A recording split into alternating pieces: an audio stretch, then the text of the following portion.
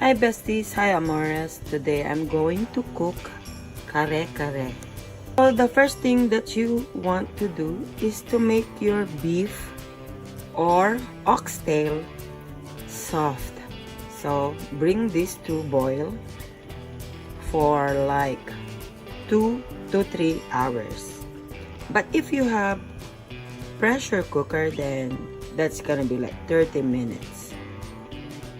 So you have to make sure that this one is already very soft. So we will cover it while waiting for it to be tender. So you will need eggplants, okay, and long beans. That's this one. Long green beans and eggplant. Any kinds of peanuts, either it's roasted or just the classic peanuts, it's okay. And also I will use this Mamasitas Karekare sauce. It's a peanut sauce base, so I will use 2 of this, and also 2 of these Mamasitas is 2 base mix, because I really love the thick flavor, you know, and the sauce, you know, and you will just add later on the shrimp or the alamang, that's in Pangasinan, or the shrimp, what do you call this one in Tagalog? The alamang, I think. Yes, that's it. Oh my god. You will need this fried pure onions, alright, fried garlic, and of course this creamy peanut butter, right? And also this cute hammer to hammer the peanuts. So while boiling this meat, I will already add these peanuts, okay? So you know that it's already tender, and it will be cooked with the beef. There you go. So make sure to cover this and bring it to boil.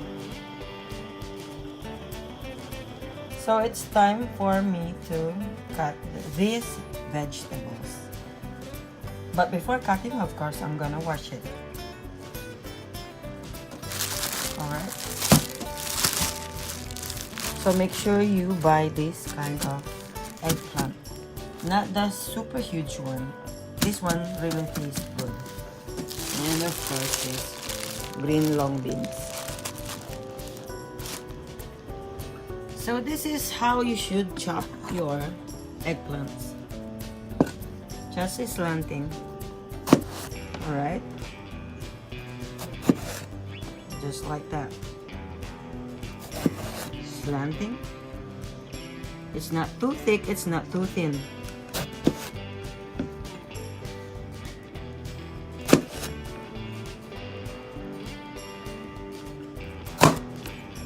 And also add this one. Do not remove the cover of this one. It really tastes good. Just remove the hard part, like this. That one, you need to remove that.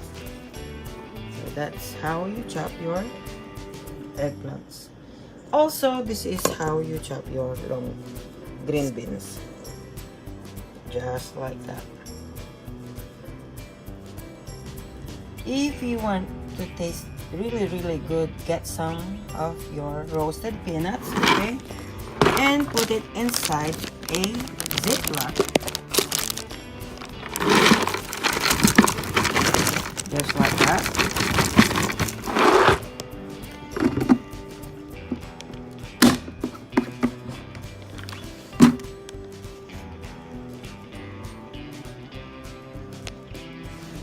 So you have to zip this Ziploc, alright, and add some tissue on top of it, and start hammering the peanuts.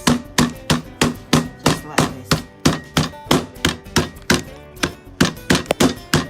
And I assure you, your sauce will be like, tastes like heaven.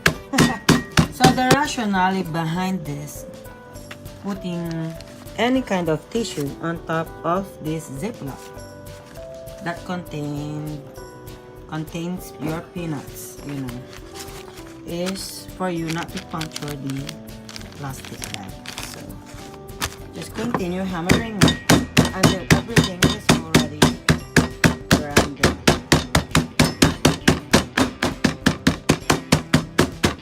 So this will serve as the garnishing. With this one, it will really taste good.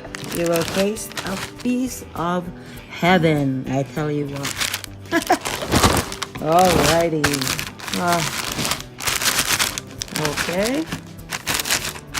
So I am just giving myself a treat since I'm sick today, you know. So you also want to make sure to stir your beef occasionally. Alright. There you go. It's better if it's oxtail, but since I forgot to buy oxtail, you know, so I'm just cooking this beef. I'm going to add the fried pure onions with the boiling beef.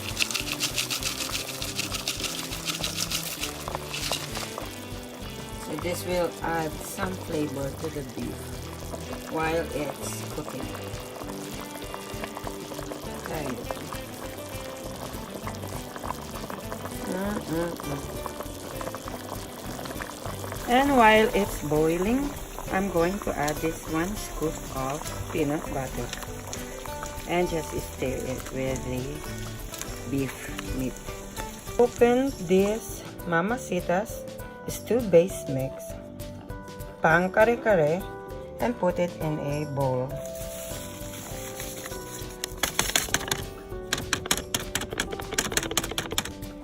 Add cold water.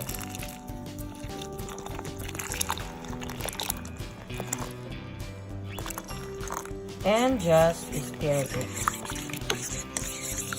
Make sure that there's no clumps.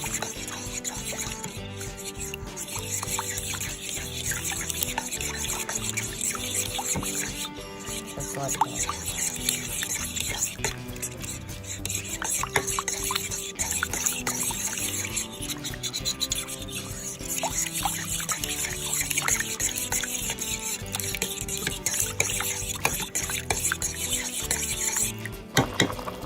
Now that the meat is already tender, I will now add these eggplants.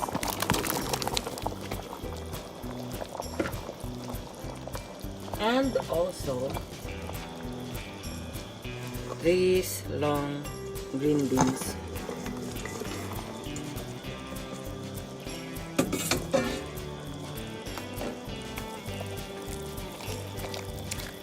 Cover it and bring it to boil. Now add this Mamacita's stew base mix.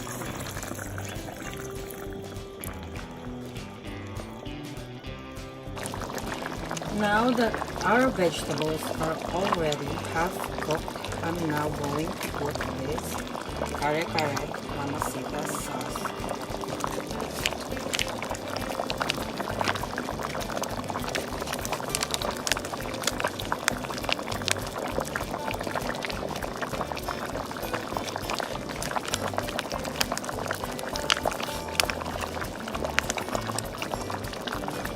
I will now add these crushed peanuts to make the sauce even more thicker and tastier.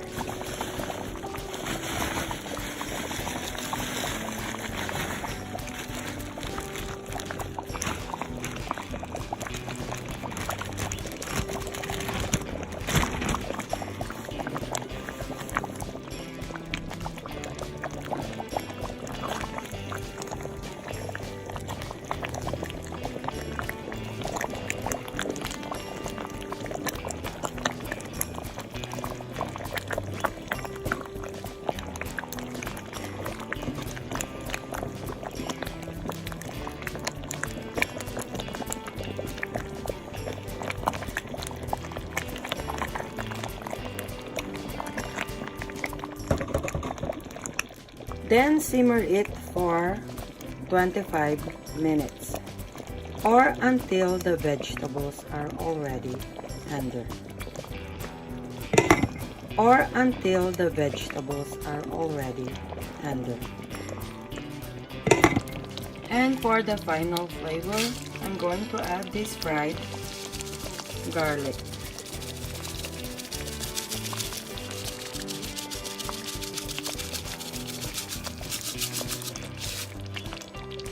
Now that our kare-kare is already cooked, you can serve it while it's hot. Thank you all so much for watching. Again, this is Tia Sanay Apagalia, and thank you all so much for watching the Sexy Music Assassins cooking vlog. Until next time, please don't forget to hit that like button, comment below, and subscribe. Thank you all so much for watching, and happy cooking!